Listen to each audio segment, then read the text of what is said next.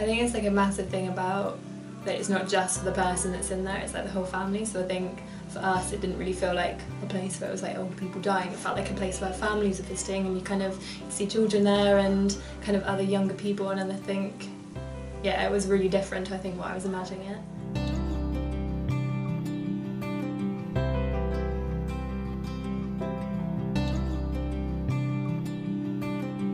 I remember my mum used to kind of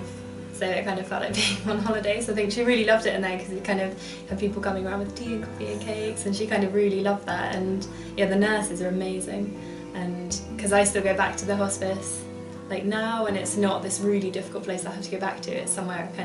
I still like to be. I remember the funeral was kind of quite traditional in a way, so I think it was like a humanist, so it wasn't a religious one in any way, so we kind of had really modern music playing, and that was all kind of,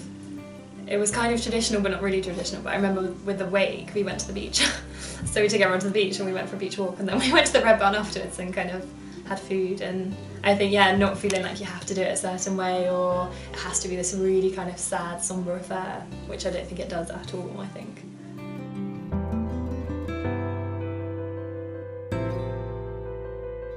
I think I always found with Mandy is that she just seems so wise. I think I'd never met someone that just seemed to kind of always have the right answer for something, and she was kind of never judgmental, so I think I could say things that seemed really shocking to me, but then to her it was just like really normal, so I think it was like really soothing. I don't actually know when I started seeing Mandy, but it was like a good chunk of time before, I think, because I think when my mum was diagnosed the second time I think they gave her a lot shorter than she actually had, so I think they'd given her like 6 months and she ended up living a year, so I think I ended up seeing Mandy for quite a long time because I think it just took a lot longer. So I kind of go to her for like counselling, like therapy sessions, so we go probably like once a week or once every few weeks, and we kind of just go for a talk, and that it was so useful because I think for me it was talking through it with the family. I think it was all a bit too close, so I think you needed that kind of outside perspective, because I feel like, I suppose if you're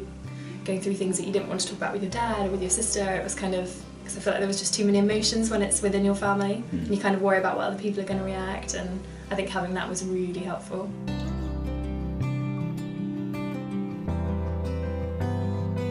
I think I'd see Mandy like still pretty regularly afterwards, because I guess it's like exactly the same as before. I kind of needed someone outside the family, and I think like, I guess especially the age we're at when she died, I think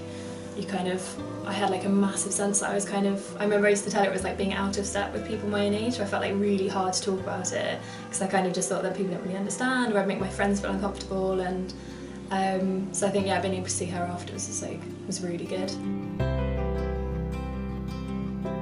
I think for us the hospice was like a constant throughout the whole process, I suppose, like going through everything. There was like so much instability and so much uncertainty, and kind of knowing that you had this safe place that you could go to. And I think for so many people that having that is just really amazing, and I think it just helps so much for anyone going through it. So I think it's really important to support it.